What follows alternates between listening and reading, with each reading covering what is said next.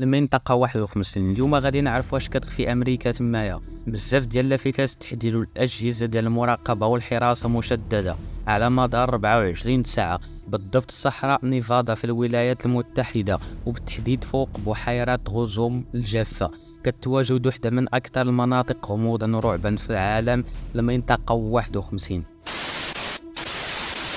الافتتاح ديال هذه المنطقة هذه عام 1955، ورغم الافتتاح ديالها وكالة أمريكا ما خبرات حتى شي واحد عليها. وصل عام 2013 ومن بعد ما داز 4 شهور على هذا الخبر ديال هذه المنطقة، أول رئيس أمريكي كيتحدث عليها أوباما.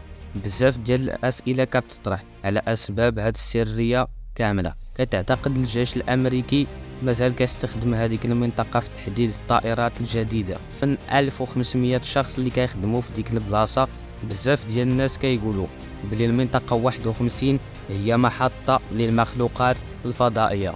كيقولوا الناس باللي شافوا سفن طائرات ديال الفضائيين طاحت بهم في منطقة روزيل ولايات مكسيكو عام 1974. وبزاف ديال النظريات كيقولوا بلي المنطقة 51 هي مكان سري كتلاقى فيه أمريكا مع الفضائيين. عطيوني الرأي ديالكم في التعاليق ديالكم كيهموني بزاف. ولا وصلتي حتى لهاد اللحظة هادي خلي معاك لايك وسبسكرايب وتشارك الفيديو مع اصحابكم. السيبورت ديالكم كيعاونني بزاف. كان معكم خوكم رضوان والسلام عليكم.